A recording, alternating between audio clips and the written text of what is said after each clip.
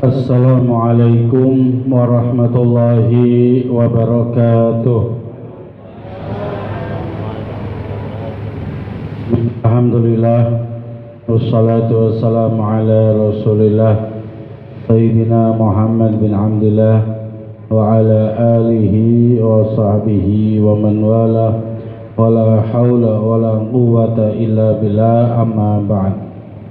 Subhanaka la ilma lana illa ma 'allamtana innaka antal alimul hakim wa tub alaina innaka antat tawwabur rahim. Al-mukarramin wal mukaramat, para kasepuhan, para alim ulama, asatid, tokoh agama, tokoh masyarakat, tokoh pemerintahan, bapak-bapak, ibu-ibu, khusus jajaran DKM, hadirin hadirat rahimakumullah. Alhamdulillah, puji syukur mari sama-sama kita panjatkan kehadirat Allah Subhanahu wa taala atas segala karunia nikmatnya. Shalawat salam mudah-mudahan senantiasa tercurahkan Nabi Agung Paduka Mulia Baginda Rasulullah sallallahu alaihi wasallam, pada para keluarganya, para sahabatnya, tabi'in, itba'i tabi'in, sampai kepada kita semua selaku umatnya. Bapak Ibu yang dimuliakan Allah Subhanahu wa taala, mari kita meneruskan pengajian kita yang sebagaimana biasa saya baca sampai ke bab mandi. Ya, sebelumnya masalah mandi, hal-hal yang mewajibkan mandi. Kenapa kita wajib mandi? Nanti kaitannya dengan hadas yang ada dalam diri kita. Yang ada dalam diri kita ini ada hadas besar, ada hadas kecil. Hadas besar itu harus dihilangkan dengan mandi, hadas kecil dengan wudu. Cuman kalau tidak ada air, semuanya dihilangkan dengan tayamum. Hadas besar dengan tayamum, hadas kecil dengan tayamum. Apa saja yang mewajibkan mandi? Ya sudah dibahas sebelumnya, saya ulang biar pada ingat. Yang mewajibkan mandi ini semuanya ada 6 ya. Di antaranya ada yang terjadi bagi laki-laki dan perempuan bersamaan, ada yang khusus untuk perempuan saja. Yang terjadi pada laki-laki dan perempuan yang mewajibkan mandi yaitu di antaranya berhubungan intim, berhubungan badan. Batasannya sampai mana berhubungan badan ini? Batasannya bertemu dua kemaluan ya, atau dua alat khitan bertemu ya, pokoknya asal nempel dua alat khitan itu sudah wajib mandi, walaupun tidak sampai klimaks ya. Itu. Kemudian yang kedua yang terjadi untuk laki-laki dan perempuan juga, yaitu keluar sperma, keluar mani, itu mencapai klimaks baik melalui hubungan intim, atau melalui mimpi, atau melalui hal lain, baik dalam keadaan terjaga, pokoknya sampai mencapai klimaks kenikmatan itu keluar sperma, itu wajib mandi. Yang ketiganya kematian terjadi bagi laki-laki perempuan, siapapun yang mati wajib dimandikan. Nah, sekarang yang tiga ini khusus untuk kaum hawa, kaum perempuan, yaitu selesainya darah haid ya. Apa itu haid? Haid itu darah yang keluar dari rahimnya perempuan, yang mana si perempuan ini minimalnya umur 9 tahun Hijriah, 9 tahun Qamariyah. Dalam hal ini Bapak Ibu mohon, jika Bapak Ibu punya anak atau cucu, selain yang diingat-ingat tanggal lahir nasionalnya, ingat-ingat juga tanggal lahir hijriahnya. Lihat, ditulis di buku pokok keluarga atau ditulis di aminating bahwasanya cucu yang pertama bernama ini lahir pada tanggal 1 Januari, hijriahnya berapa, tahun berapa. Kenapa? Karena yang dihitung itu nanti anak kita, cucu kita, usia baliknya itu mengikuti usianya tahun Hijriah, bukan tahun Masehi. Dan itu rujukan kita untuk hukum-hukum selanjutnya itu tahun Hijriah yang dianggap ini untuk hukum agama, hukum syariat kita itu hijriah yang dianggap. Ya, kemudian nah perempuan ini ketika keluar darah, seorang perempuan anak ketika belum tentu darah haid kalau usianya belum pas 9 tahun hijriah. Ya, kalau misalkan masih 8 tahun, oh ini darah penyakit nak, kamu bukan haid ini. Karena haid itu harus 9 tahun hijriah. Tahun berapa lahir dia? Tahun 1 Muharram 1410 hijriah, ya berarti 9 tahunnya 1 Muharram 1419 hijriah. Jadi 9 tahun pas.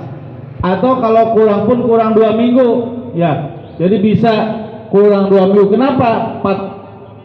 Karena paling sedikitnya suci itu 2 minggu. Paling sedikitnya yang memisahkan antara 2 haid itu 2 minggu, Ibu. Ya. Jadi kalau 9 tahun kurang 2 minggu, kurang 15 hari, itu sudah kategori haid. Kalau 9 tahun kurang 1 bulan, itu bukan darah haid itu. Ya, maksudnya darah istihadah. Ya, bapak-bapak pun yang punya putri harus paham masalah ini, karena ini kewajiban orang tua yang menunjukkan kaitan dengan sholat, kaitan dengan yang lainnya. Kemudian darah berikutnya atau yang harus mandi berikutnya adalah setelah mengeluarkan darah nifas. Nifas itu apa? Nifas itu darah yang keluar setelah melahirkan. Setelah semua jasad si bayi keluar atau terpisah dari rahim perempuan, saat itu keluar darah, nah itu keluar namanya darah nifas.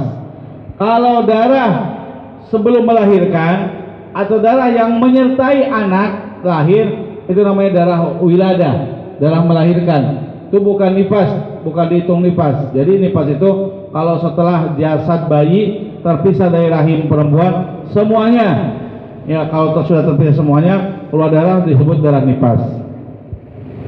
Kemudian yang berikutnya yang wajib mandi ini adalah melahirkan. Ibu-ibu yang melahirkan baik mengeluarkan darah pun ataupun tidak, setelah melahirkan tetap wajib mandi. Nah, itu diantaranya yang mewajibkan mandi.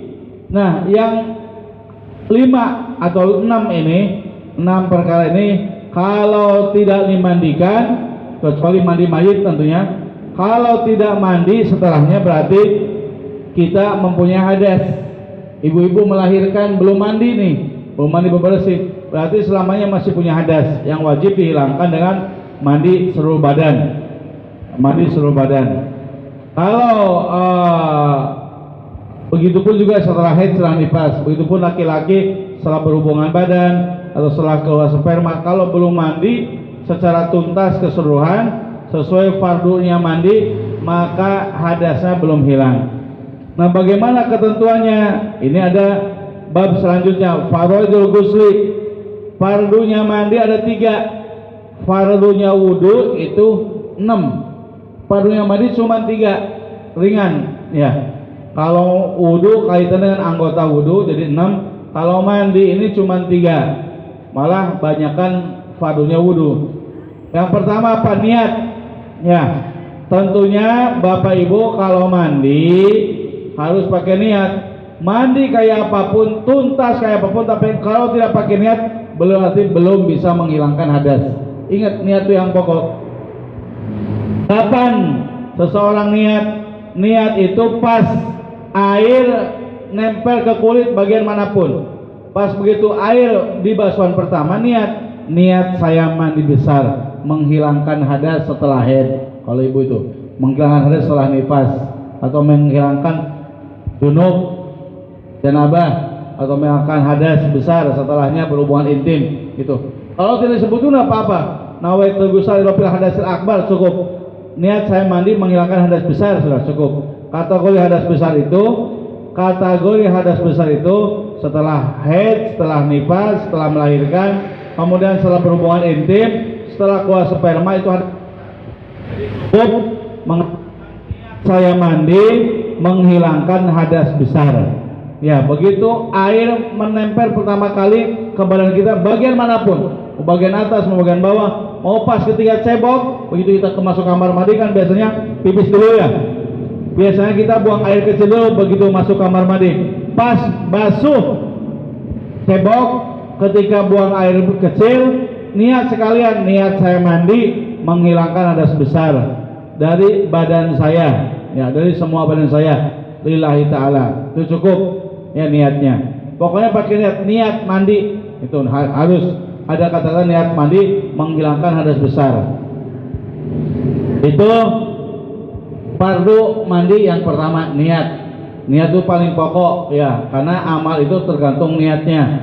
Sahnya amal tergantung niatnya. Kalau misalkan Bapak sudah mandi gebyur mandi, lupa niat, saya belum niat nih, maka niat di tengah-tengah, tapi yang tadi sudah dibasuh harus diulangi lagi setelah niat, karena tadi sebelum niat, jadi tidak sah mandinya. Walaupun sudah banyak, sudah rata, sudah mandi, sudah pakai sabun, kalau saya belum niat di tengah-tengah, niat saya mandi menghilangkan hadas besar, sama, walau di tengah pun niatnya sama, nanti yang tadi sudah dibasuh harus dibasuh kembali, karena tadi dibasuh sebelum niat. Yang kedua, fardu yang kedua dari 3 fardu mandi, menghilangkan najis. Kalau di badan kita ada najisnya, di badan kita ini ada najisnya, misalkan habis buang air besar, buang air kecil, harus dihilangkan dulu, harus, atau di di bagian tangan, di bagian kaki, di telapak kaki habis nginjek kotoran ayam atau apalah najis, intinya harus dihilangkan dulu. Biar apa? Ya jangan sampai kita mandi asal-asalan sementara najis di badan ini tidak hilang. Ya, mau sekalian mandi hilang boleh, nggak apa-apa. Mau dikhususkan itu lebih baik. Misalkan letak najis kita di tangan nih, letak najis kita di tangan, dikhususkan dulu, najis dihilangkan, baru nanti basuh dari awal. Ya, jadi sebelum niat itu menghilangkan najis dulu yang ada pada badan, bagian manapun juga itu dihilangkan. Yang ketiga, meratakan air pada semua bagian kulit dan bagian rambut. Air harus nyampe ke semua bagian rambut dan bagian kulit. Ya ingat ya, bagian rambut itu bukan hanya rambut kepala saja, semua yang ada rambutnya. Orang nih jenggotnya panjang segini sampai dada, ya semuanya. Kulit jenggotnya harus kena tembus. Jadi semua rambut jenggotnya, bulu jenggotnya harus terbasuh, bahkan kulit yang ada di balik jenggotnya harus kena. Ya terserah mau disemprot, mau disetim atau apa, pokoknya yang penting airnya harus masuk gitu ya. Itu. Iya, ada rambut misalkan kribo ya, gomplok gitu. Ya harus masuk semua. Bagian rambutnya harus masuk, termasuk kalau rambut-rambut yang bangsa Afrika yang ngeruwal tuh, yang menyatu, itu harus satu persatu, satu per lembarnya harus kena basuh semua. Termasuk ibu-ibu kalau digelung, disanggul, harus dibuka sanggulnya. Kalau tidak dibuka pun silakan, yang penting semua lembaran rambut harus terkena air, terbasuh air. Semuanya, dari mulai rambut kepala, rambut ketiak sampai rambut, terus bagian rambut apapun harus terkena basuhan air. Dan kulit sama. Jadi kalau ada hal yang menghalangi masuknya air ke kulit, harus dihilangkan dulu. Ibu dikitek, kitek itu tebal bu, kitek itu tebal, tidak masuk ke air, gak masuk ke kulit. Kalau ada kiteknya ke kuku, maka harus dikering kiteknya.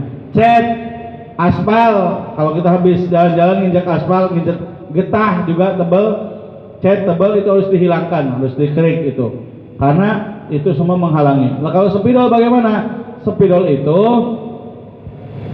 kita lihat, spidol masuk ke kulit itu nyebar, jadi tidak menutupi permukaan kulit tapi nyebar artinya masuk ke dalam pori-pori kulit. Nah, itu tidak menghalangi kalau spidol itu. Pokoknya kalau menghalangi permukaan kulit harus dihilangkan. Kalau hanya warna saja seperti obat merah itu, jadi masuk atau ada warna di kulit cuman nyebar masuk ke pori-pori kulit, ya itu namanya tidak menghalangi kulit.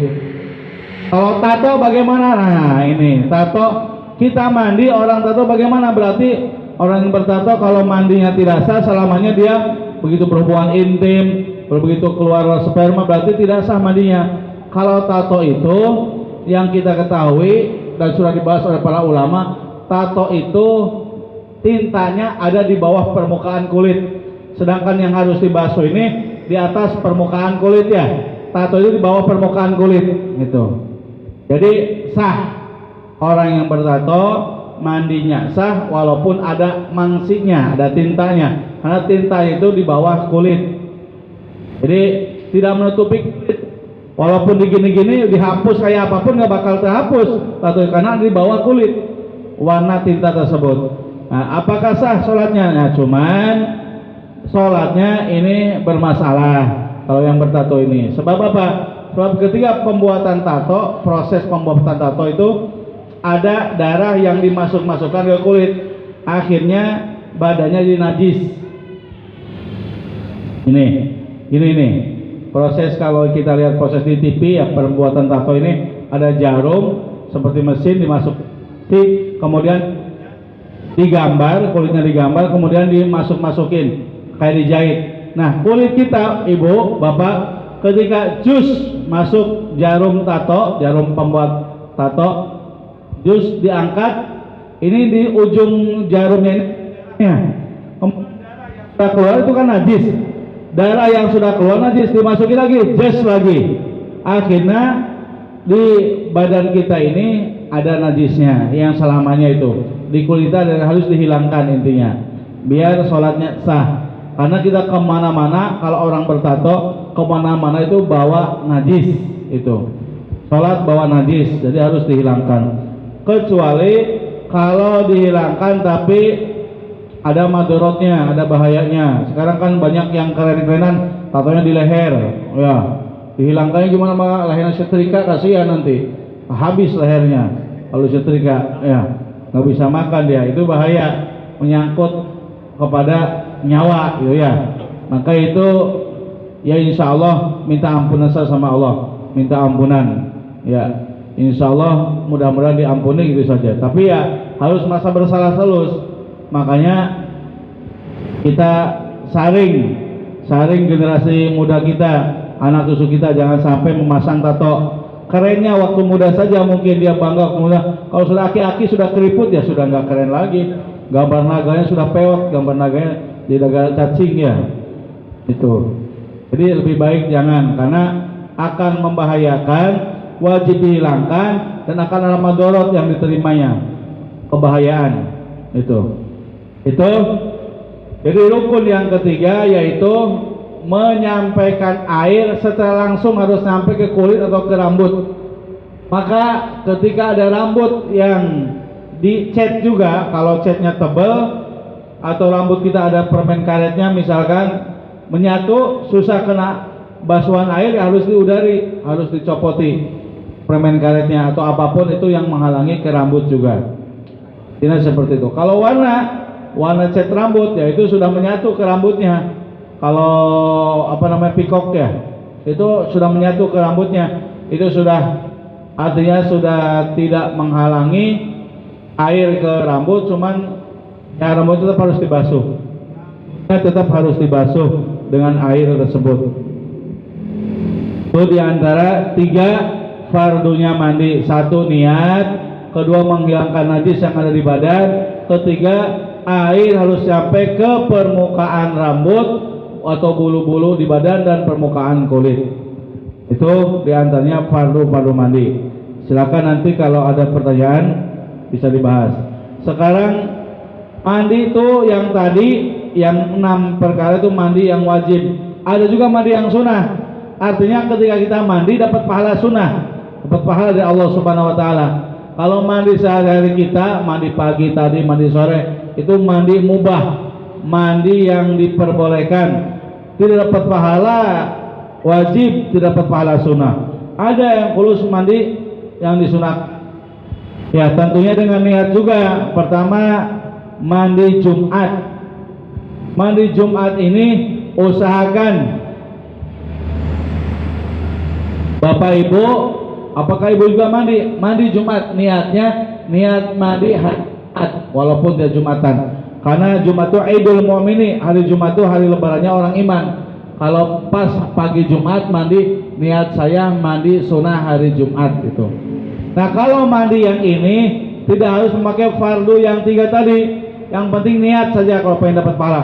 Tidak harus rata semuanya, asalkan tilu sibuk ya, gebul selesai. Bapak-bapak buru-buru nih mau berangkat Jumat, tapi ingin dapat pahala mandi Jumat, masuk kamar mandi sebelum wudhu, ambil tilu sibuk ya, gebul, sudah dapat pahala mandi Jumat dong. Asalkan pakai niat saya mandi sunnah sholat Jumat sebelum wudhu itu langsung, nggak usah rata semuanya. Kalau rata semuanya bagus, dapat kesunahan. Karena sunahnya itu mandi Jumat pun seperti mandi junub, ya, seperti mandi yang menghilangkan hadas. Cuman kalau nggak keburu, yang penting dapat kesunahan mandi Jumat. Sampai-sampai Pak, sampai-sampai syariat kita saking ditekankan mandi Jumat, kok nggak keburu, langsung keburu Jumatan, sunah dikodok. Sampai ada syarat sunah kodok, saking ditekankannya mandi Jumat. Misalkan nggak keburu takut ketinggalan, langsung wudhu, langsung sholat Jumat, pulang dari sholat Jumat kita bisa mandi Jumat di kodok. Tuh, itu saking ditekankannya mandi sunnah Jumat. Niat saya mandi sunnah Jumatan, ya. Niat saya mandi sunnah untuk menghendaki sholat Jumat atau sholat Jumat, itu niatnya seperti itu. Kalau saya niatnya 2 kali, niat saya mandi sunnah untuk hari Jumat dan untuk sholat Jumat, biar dapat dua-duanya. Karena bagi yang tidak sholat Jumat pun kayak ibu-ibu itu sunnah mandi di hari Jumat. Makanya niatnya kita 2 kali. Niat saya mandi hari Jumat dan mandi untuk sholat Jumat, dapat 2 pahala. Seandainya misalkan habis junub, biasa malam Jumat sok ramai sunnah ya, sok ramai. Nah, bisa tidak misalkan mandinya sekalian niat mandi untuk sholat Jumat, untuk hari Jumat, bisa, boleh. Jadi yang penting niat mandi wajibnya jangan dihilangkan. Niat saya mandi wajib untuk menghilangkan hadas besar lillahi ta'ala, dan nanti niat saya mandi untuk hari Jumat dan untuk sholat Jumat. Karena mandi untuk sholat Jumat ini disunahkan dan waktunya mulai dari tengah malam. Waktunya masuk dari tengah malam Jumat. Jadi Bapak Ibu mandi jam 2, mandi jam 3, mandi jam 4, niat mandi untuk sholat Jumat sudah dapat pahala mandi sunnah itu, ya. Kemudian yang kedua, mandi mau istisqa, mau sholat istisqa, itu disunahkan. Nah, maaf, tadi keliru. Mandi sholat Jumat waktunya masuk setelah masuk waktu subuh. Mandi sholat Jumat, mohon maaf saya lalat, mandi sholat Jumat masuk kesunahannya setelah masuk waktu subuh.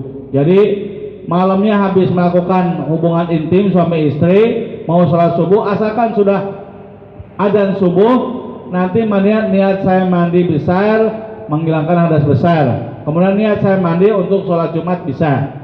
Niat saya mandi untuk hari Jumat, jadi bisa disekaliguskan sampai tolok cai, ya. Nanti misalkan Bapak kalau sudah mendekati sholat Jumat pengen mandi lagi, boleh bisa.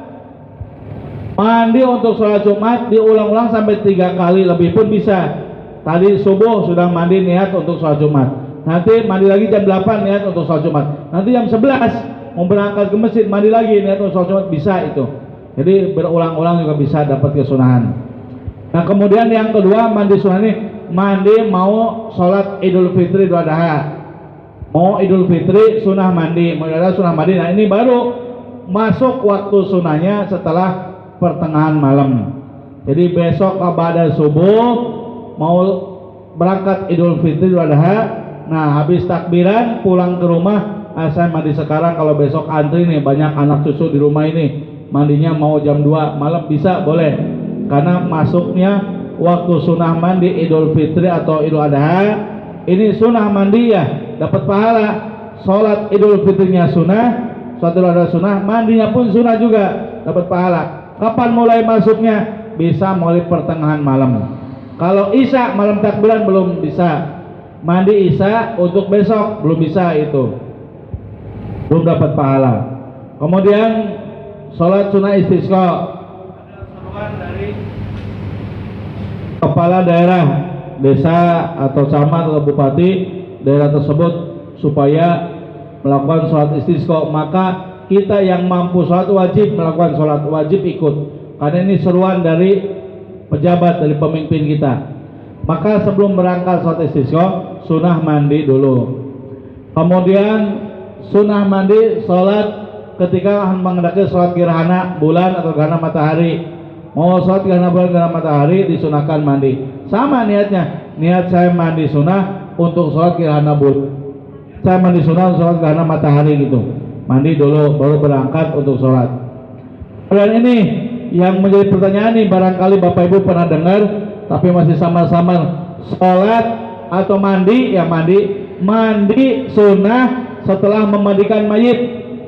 Jadi Bapak Ibu kalau sudah memandikan mayit, baik orang tuanya ataupun pasangan hidupnya ataupun anak atau siapa kerabatnya, setelah memandikan mayit sunnah mandi. Disunahkan, ada syaratnya. Niat saya mandi sunnah setelah memandikan mayit gitu. Lillahi ta'ala. Gebur mandi silakan. Itu sunnah ya, disunahkan. Kemudian sunnah berikutnya mandi ketika ada seorang kafir masuk Islam atau mu'alaf baru masuk Islam, baru sadar, itu sunnah mandi. Itu pun kalau dia tidak junub atau tidak haid ketika dalam kekafirannya. Ketika kafirnya tidak junub, tidak haid, maka mandinya sunnah. Tapi ketika selama kafirnya pernah haid atau pernah junub, ya pernah hubungan intim atau pernah keluar sperma, maka begitu masuk Islam mandi wajib, diajari mandi wajib. Baru baca syahadat kita kasih tahu, Pak, Bapak baru masuk Islam, Bapak kan belum pernah mandi wajib, sekarang sok niat mandi wajib, niat untuk menghilangkan hadas besar. Itu diajari harus seperti itu. Kemudian yang sunnah berikutnya mandi setelah orang gila sembuh atau orang pingsan atau orang ayanan ketika sembuh maka sunnah mandi. Orang gila ketika sembuh sunnah mandi. Orang pingsan setelah siuman sunnah mandi. Ya, disunahkan mandi. Kenapa sunnah mandi? Ya karena tidak tahu selama gila ini barangkali ada hadas besar yang dia keluarkan, kan belum tentu. Iya, makanya sunnah mandinya, karena belum tentu jadi sunnah mandinya. Jadi mandi ketika siuman dari pingsan, sembuh dari gila atau sembuh dari ayan, disunahkan mandi. Tuh semuanya ada 17 di sini disunahkan mandi. Berikutnya ketika mau ihram, Bapak atau mau haji, ketika mau memakai pakaian ihram, sunnah mandi dulu. Niat saya mandi mau ihram, sunatan lillahi ta'ala itu. Kemudian mandi mau masuk Mekah, mau masuk kota Mekah, kita disunahkan mandi. Itu sunnah ya, karena kemuliaan kota Mekah. Juga mau wukuf di Arafah, orang mau berangkat wukuf ke Arafah, sunnah mandi. Ini proses haji semuanya. Mau nginap di Muzdalifah, sunnah mandi. Mau barang jumrah yang 3 itu sunnah mandi juga. Mau tawaf sunnah mandi. Itu untuk cara-caranya orang berhaji ya. Jadi ketika berhaji ini atau umrah, proses yang sunnah mandi ketika ihram, ketika mau masuk kota Mekah, ketika mau balang jumrah, atau ketika wukuf di Arafah, mau wukuf di Arafah, ketika mau balang jumrah, ketika mau nginap di Muzdalifah, dan ketika mau tawaf, itu semua disunahkan mandi sunnah. Nah kalau digabung nggak apa-apa, digabung mau wukuf, mau nginap di Muzdalifah, mau tawaf, di satu mandikan niatnya 3, niat 3 itu diperbolehkan. Jadi intinya kalau mandi yang wajib, fardu yang 3 itu harus, fardu yang 3 itu harus ya. Jadi harus pakai niat, harus sempurna, semua kulit, permukaan dan permukaan rambut harus terbasuh, semuanya terkena air dan harus menghilangkan najis. Kalau mandi yang sunnah itu meratakan permukaan kulit dan rambut oleh air, itu sunnah. Kalaupun tidak sampai rata, yang penting disebut mandi saja. Mau 1 siung, 2 yang penting masih dikategorikan mandi, itu sudah dapat pahala mandi sunnah. Ya. Kemudian ini sudah pembahasan di luar mandi. Barangkali pertanyaan dulu, silakan. Selain enggak dari pembahasan yang barusan. Karena bab berikut masalah luar mandi.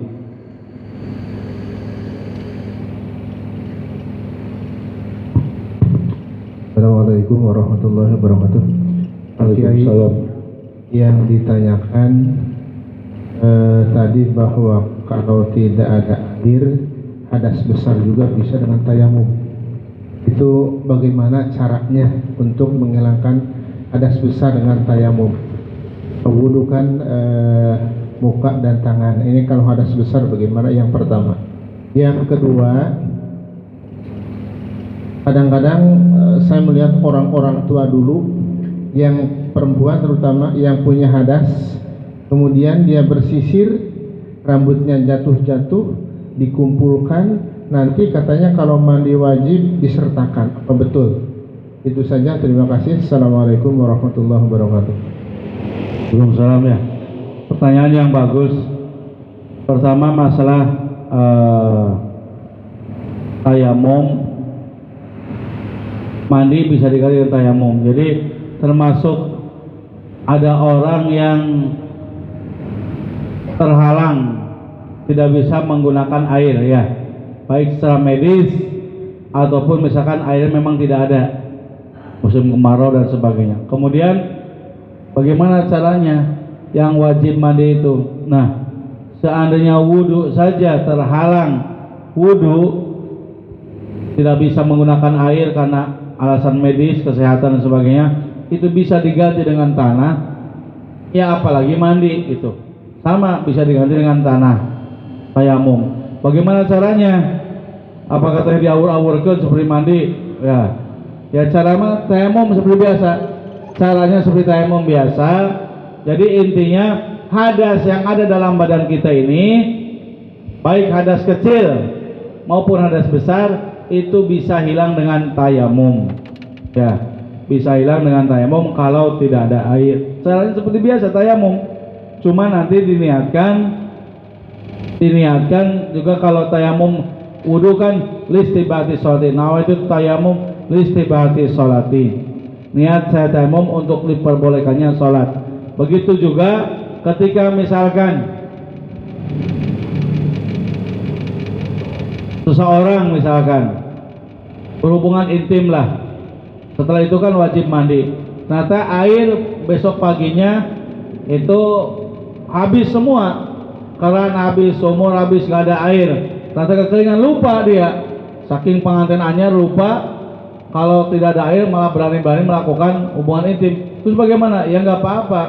Ya kalau urusan untuk membasuhnya ya silakan sama tisu lah, itu mah teknis silakan. Cuman untuk mandi besarnya siapkan tanah seperti biasa. Nanti niat tayamum, ya niat tayamum diniatkan untuk menghilangkan hadas besar, ya. Atau tetap bahasanya listibati sholati untuk diperbolehkannya sholat. Nah, apakah ketika kita sudah mandi, sudah tayamum karena punya hadas besar, kemudian untuk wudunya harus tayamum lagi? Tidak, cukup satu kali tayamum. Satu kali tayamum itu sudah kita membersihkan dari dua hadas, baik hadas kecil maupun hadas besar. Artinya ketika kita mau sholat subuh nih, malamnya habis hubungan intim tidak ada air, silakan bertayamum untuk niat diperbolehkannya sholat. Tayamum cukup satu kali tayamumnya.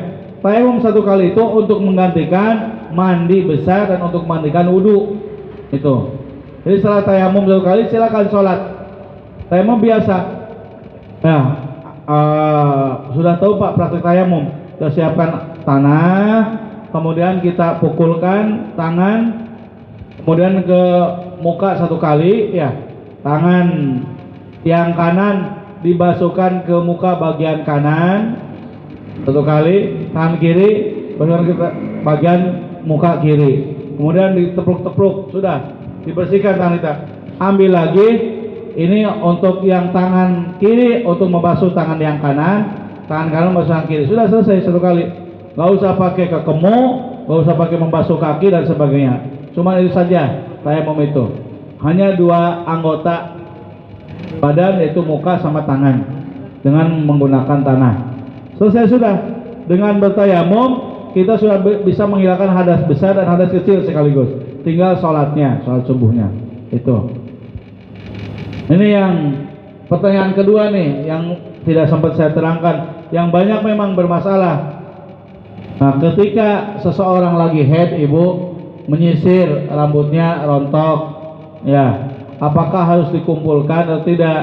Ya, di sini banyak dibahas dalam kitab-kitab, khususnya Imam Ghazali.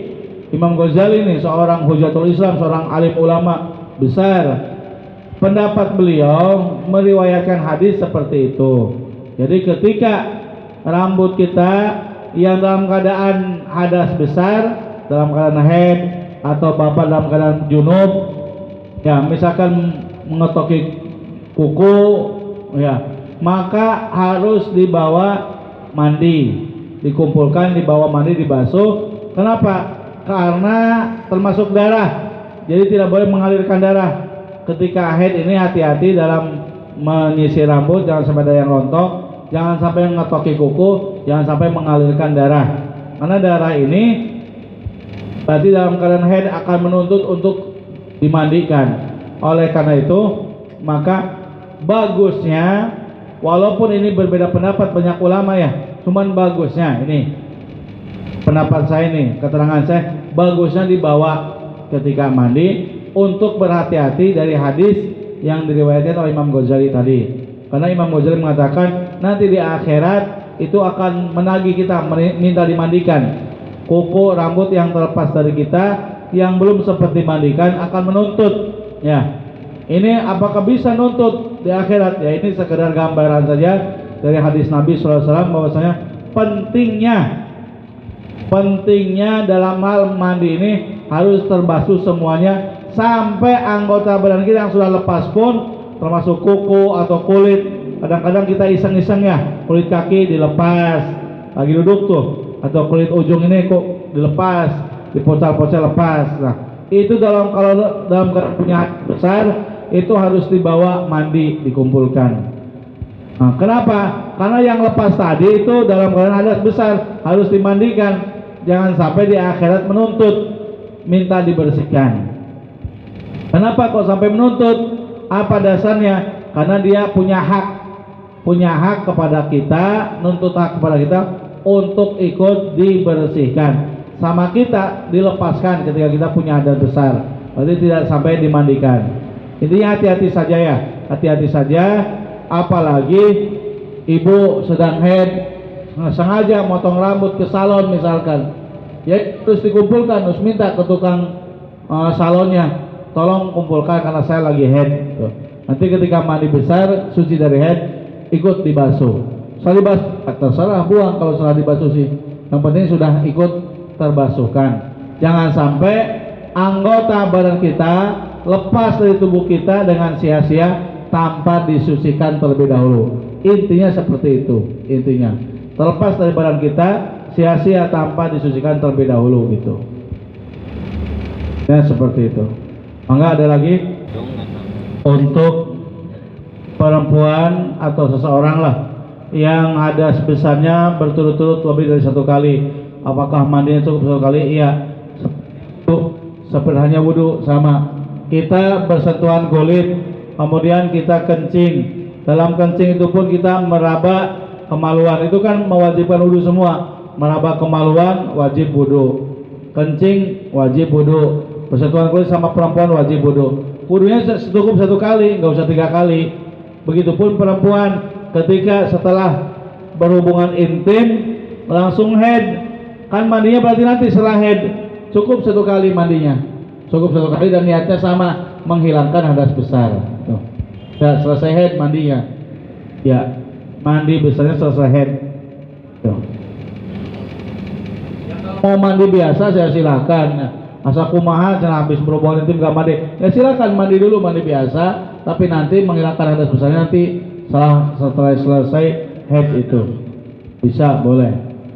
Jadi bisa mandi tersebut untuk beberapa kali ya, seperti mandi sunnah pun sama. Tadi yang saya contohkan, karena mandi Jumat itu sunnah, mandi mau sholat Jumat sunnah, kita niati dua-duanya. Niat saya mandi sunnah hari Jumat dan mandi sunnah mau sholat Jumat lillahi ta'ala, gebyur. Kita mandi ya seperti itu, sama satu bentuk mandi cuma dapat 2 pahala karena kita 2 niat seperti itu. Jadi dalam kaidah fikih itu, dalam kaidahnya atau kaidahnya definisinya, ibadah yang tujuannya sama itu bisa disatukan. Tuh, yang tujuannya sama. Intinya kan mandi sunnah, tujuan sama nih. Ya seperti mau sholat Jumat sekaligus ada gerhana matahari, ya niat saya mandi sholat Jumat dan niat saya mandi gerhana matahari, sama saja dapat pahala. Atau sholat Id, kadang-kadang hari Jumat kan, niat saya sholat mandi sholat Id dan mandi sholat Jumat, itu bisa. Ya, mandinya cukup 1 kali itu, cuman niatnya 2, dapat pahala dua-duanya. Semua ini seperti puasa, disunahkan puasa Senin, disunahkan puasa Arafah. Pas Arafah hari Senin ya puasa kita, niat 2 puasanya dapat pahala. Niat saya puasa sunnah hari Senin, niat saya Arafah, itu dapat 2 pak. Walaupun puasanya cuma 1 kali. Di setiap ibadah yang tujuannya sama, itu bentuknya sama, bisa disatukan. Begitu juga sholat tahiyatul masjid dan sholat sunnah wudhu bisa disatukan. Bapak habis wudhu masuk ke masjid, kan ada tuntutan sholat sunnah tahiyat masjid, qobliyah sekalian bisa. Sholatnya cuma 2 rakaat, usolli sunatan wudhu wa tahiyatul masjid wa qobliyatal isya lillahi ta'ala, Allahu akbar, bisa itu satukan. Niat saya sholat sunnah wudhu dan sholat tahiyatul masjid dan qobliyah isya atau qobliyah zuhur, itu bisa disatukan. Mau sekalian tobat habis maksiat dan niat sholat sunat tobat, bisa juga itu ya. Jadi ada bagian-bagian sholat bisa masuk ke sholat yang lain, itu ada yang tidak bisa, ada. Kalau sholat fardu tidak bisa dimasuki ke sholat yang lain, tidak bisa. Kalau bisa enak, niat saya sholat qodok duhur dan niat saya sholat fardu asar, sama-sama 4 rakaatnya, yang nggak bisa, harus 1 per 1 kalau yang fardu. Karena walaupun bentuknya sama 4 rakaat, cuman tujuannya kan beda. Tujuannya duhur, ini asar, tujuannya beda. Kalau tujuannya sama dan bentuknya sama, itu bisa disatukan. Itu definisinya seperti itu. Silakan, ada lagi? Mangga, jangan ragu-ragu, masih banyak waktu. Ada yang dipertanyakan, silakan Ibu.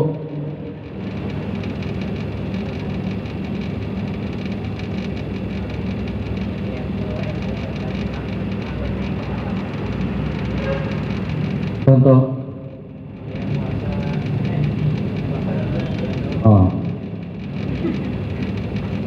Niat puasa sunnah Senin tapi puasa nanti kalau kadahar ya. Sahurnya anggar, tidak dapat pahala. Dapat pahala niat saja, ya. Dapat niatnya saja. Asalkan bersungguh-sungguh dalam niatnya. Tapi ternyata tidak kuat, batal, dapat pahala niat, ya. Niatul mu'minu khairum min amalihi. Niat seorang itu, kata Nabi, lebih baik daripada amalnya. Pernah Sayyidina Utsman bin Affan niat mau membeli sumur punya orang Yahudi di Madinah. Mau membeli sumur, orang Yahudi punya sumur. Orang umat Islam yang baru pada hijrah dari Mekah ke Madinah ini butuh sumber air. Akhirnya Sayyidina Utsman niat mau membeli sumur tersebut. Cuman baru niatnya saja sudah dibeli sama orang lain.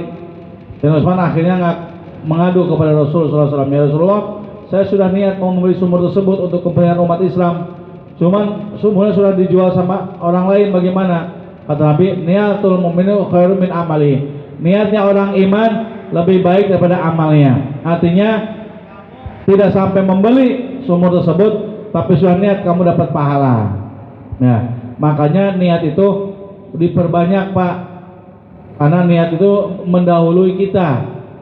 Bapak, ibu yang belum haji, niat berangkat haji.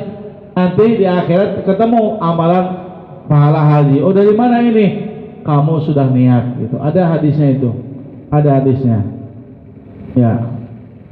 Ketika seorang meninggal dunia, nanti di buku catatannya banyak amal ini, amal ini, amal ini.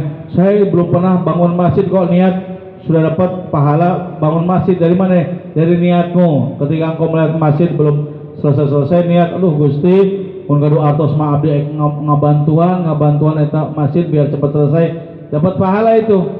Sudah niat bersedekah ke masjid. Tapi nya namina niat begitu aya kudu dipraktekeun niat ieu seperti niat PKB tengah lakonan ya jangan ya, berarti itu mah mempermainkan gitu. Kudu bari tandang tuh ngalakonan ya, harus sambil tandang. Kalau ada halangan ya baru nyakumat niat sedekah, niat sering untuk membantu fakir miskin, janda jompo, yatim piatu. Cuman saya juga sendiri belum punya uang. Saya punya uang, saya jamin sekolahnya sampai tinggi, saya pesantrenkan dan sebagainya. Itu niat tersebut insya Allah dapat pahala. Itu niat-niat yang baik itu ya.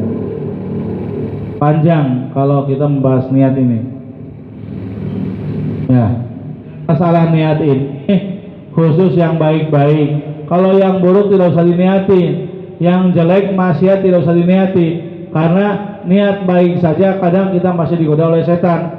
Ya, apalagi kalau niat buruk ya sudah didukung oleh setan. Jadi nggak usah diniati niat buruk itu.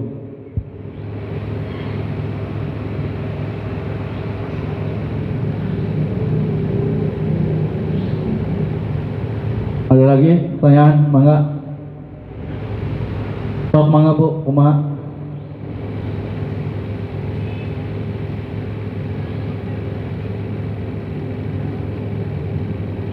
Masalah haid dan nifas ini adalah pengetahuan ibu-ibu sehari-hari yang kaitannya dengan sholat khususnya, dengan ibadah. Jadi harus betul-betul tahqiq, betul-betul harus paham dengan masalah haid ini Bu. Kaitannya dengan hitungan haid, dengan apakah ini masih haid atau istihadah dan sebagainya.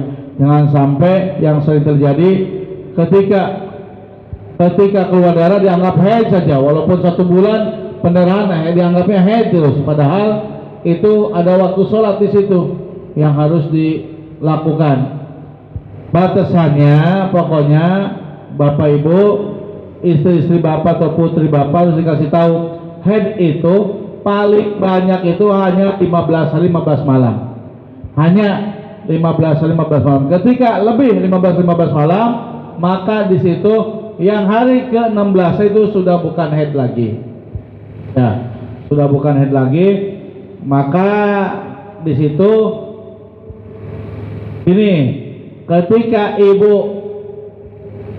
haidnya itu lebih dari 15 hari 15 malam, itu ini berarti sampai kapan nih? Tanggal 16 masih jalan haid, tanggal 17 masih jalan, tanggal 18 masih jalan haid, 19 berhenti. Nah, maka kita putuskan nih, ketika tanggal 19 berhenti, haidnya berapa hari nih? Haidnya itu disesuaikan dengan kebiasaan sebelumnya. Itu sebelumnya kebiasaan hanya seminggu. Berarti mulai hari ke-8 sampai ke-18 ini adalah istihadah. Itu semua harus dikodok semuanya sholatnya. Misalkan kan batas akhirnya itu sampai 15, tapi 16 masih keluar darah, 17 masih, maka kita perhatikan dulu sampai 18. Itu bukan berarti kalau sampai 18 bukan berarti istihadahnya 16 17 18, bukan dari 16, tapi dari kebiasaan sebelumnya dicatat. Sebelumnya itu haid bulan kemarin berapa hari, kalau bulan kemarin itu 7 hari, berarti yang sekarang pun putuskanlah 7 hari haid. Berarti sholat ibu yang melakukan kemarin itu yang tidak dilakukan karena disangka haid harus diqodho itu. Selama 10 hari itu diqodho, terus sholat tiap hari itu mengqodho. Ya, betul.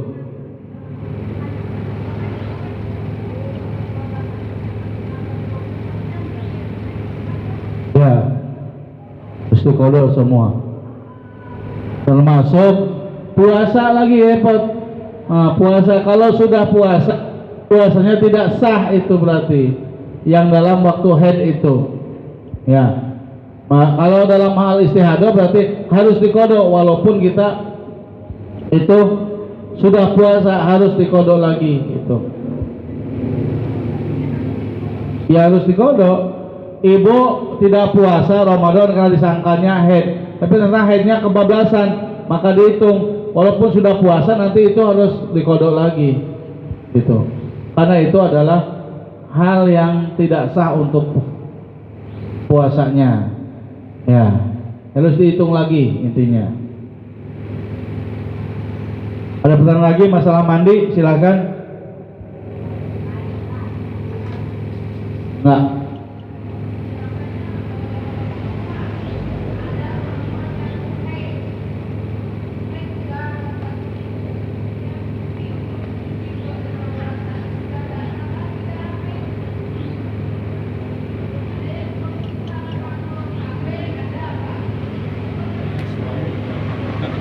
Nah itu untuk memastikan, untuk pemisah Pak, antara dua haid itu harus terpisah oleh 15 hari.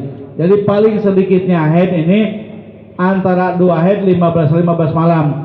Jadi misalkan istri kita diajak berhubungan alasan haid, padahal minggu kemarin barusan haid, itu suci, itu harus 15 hari, harus 2 minggu.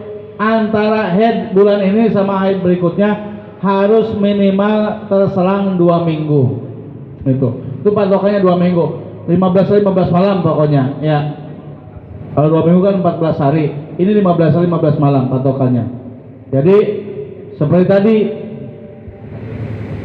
baru haid nanti karena pengaruh KB nggak teratur, baru seminggu suci nanti haid lagi. Itu bukan haid kalau belum 15 hari itu. Bukan haid.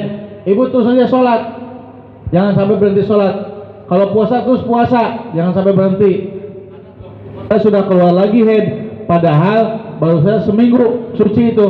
Nanti haidnya dihukumi haidnya kalau sudah seminggu 2 minggu dari haid yang awal, baru dihukumi haid lagi.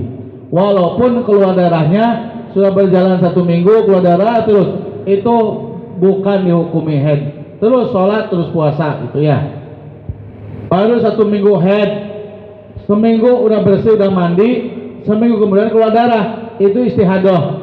Karena haid yang bulan berikutnya harus 15 hari, itu intinya.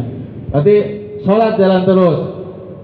Apakah boleh sholat dengan sambil mengeluarkan darah? Boleh, yang penting ada caranya.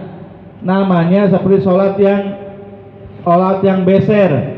Seseorang yang beser kencing ya, atau beser karena ambien ya, ambien itu termasuk beser, atau beser haid istihadah, itu cara sholatnya pertama harus masuk waktu dulu, waktu sholat harus masuk. Kedua, ke kamar mandi dibersihkan sampai bersih, kemudian pakai pembalut. Laki-laki pakai pembalut, pakai pampers, tutup pakai pembalut. Kemudian wudhu, setelah wudhu segera sholat. Dan wudhu 1 kali itu hanya untuk 1 kali sholat. Bu, ibu yang istihadah itu wudhu 1 kali untuk 1 kali sholat. Tidak boleh maghrib langsung isya sholat lagi. Begitu isya harus kembali ke kamar mandi, dibasuh, dibersihkan, tempel lagi sama pembalut, wudhu, baru sholat isya. Itu. Untuk sholat sunnah bebas. Sholat sunnah, baca Quran bebas berapa kali pun. Kalau untuk sholat fardu harus masuk waktu dan harus bersihnya itu pas satu kali sholat saja. Termasuk si khotib khutbah itu harus khutbah wajib, sholat Jumat wajib harus 2 kali itu. Seandainya ada khotib yang beser atau ambeien itu kan keluar darah terus dari kemaluan belakangnya, maka dia jadi khotib harus punya wudhu. Syaratnya khotib harus suci dari 2 hadas. Dia bersuci dulu untuk khutbah, kemudian begitu qomat dia harus ke kamar mandi, bersuci lagi untuk sholatnya, bersuci lagi untuk sholatnya gitu ya. Mohon maaf apabila terlalu cepat ini omongan saya, barangkali kurang jelas. Itu seperti itu. Seperti tayamum juga begitu. Tayamum 1 kali untuk sholat fardu 1 kali. Maka khotib yang bertayamum, tayamum untuk khutbah 1 kali. Kalau mau sholat Jumat, tayamum lagi untuk sholat Jumatnya. Itu. Ada lagi Bu? Sudah? Sekap Pak? Waktunya sekap? Antos. Punten kasuhun. Sim goreng mudah-mudahan aya manfaatna. Janten nampi-nampi ilmu kanggo urang sadayana, kanggo perbaikan amal ibadah urang supaya langkung kabul, langkung sah deui ibadah-ibadah urang. Amin ya rabbal alamin. Bismillahirrahmanirrahim. Allahumma shalli wa sallim ala sayyidina Muhammadin syafi'ina wa salatina dukhrina wa maulana Muhammad wa ala sayyidina Muhammad wa sallim wa radhiyallahu anhu sahabat ajma'in. Alhamdulillahirabbil alamin hamdan wa fi ni'amaka fi mazidah. Ya Rabbana lakal hamd, Rabbana taqabbal minna innaka antas samiul alim. Waghfir lana wa liwalidina warhamhum kama rabbawna shighara, tub alaina innaka antat tawwabur rahim. Allahumma tsabbit imanana bil qulubana wa barik lana fima a'taitana wa salimna fid dunya wal akhirah. Allahumma ighfirna bi halalika an haramika wa ghnina bi fadlika min siwak. Allahumma inna nas'aluka zirran fid din wa barakatan fil umri wa syahatan fil jasad wa syahatan fil jasad wa taubatan qabla al-maut wa syahadatan dalam maut batal maut wa fadlil sabi wa madabina syuban minal jannah wa rizqna nadhara ila wasirina ya rabbal alamin. Rabbana hab lana min azwajina wa dhurriyyatina qurrata a'yun waj'alna lil muttaqina imama. Rabbana atina fid dunya hasanah wa fil akhirati hasanah wa qina adzabannar. Wa sallallahu alaihi wasallam Muhammadin nabiyyi sallallahu. Subhana rabbika rabbil izzati amma yasifun wa salamun alal mursalin Bismillahirabbil alamin. Bismillahil Fatihah. Wassalamualaikum warahmatullahi wabarakatuh.